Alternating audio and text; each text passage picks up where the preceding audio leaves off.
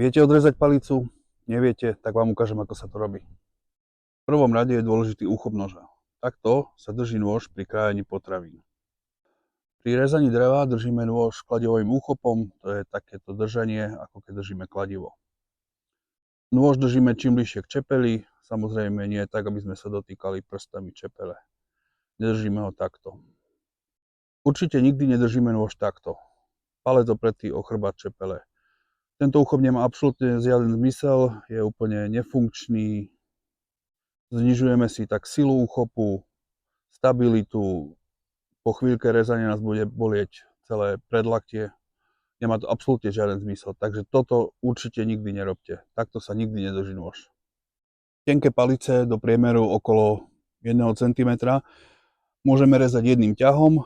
To znamená, nôž priložíme k palici pod uhlom asi 30 stupňov a jedným zarezom dokážeme odrezať palicu. Ak sa nám nepodarí odrezať palicu jedným rezom, môžeme ďalší rez začať hneď na začiatku toho prvého a zmeniť trošku uhol a takto pokračovať ďalej.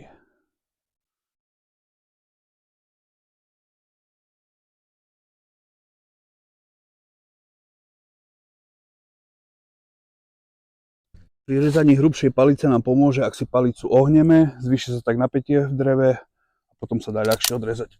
Hrubšie palice odrežeme tak, že ich narežeme po celom obvode.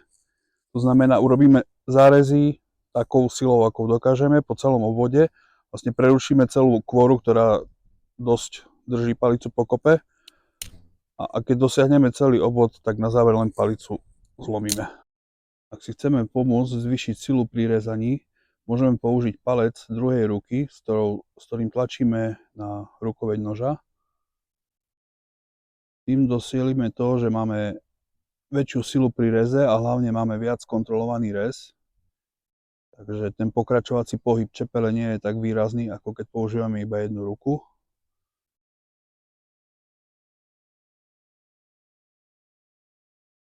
Výsledkom je to, že dokážeme odrezať palicu presne v tom mieste, kde chceme.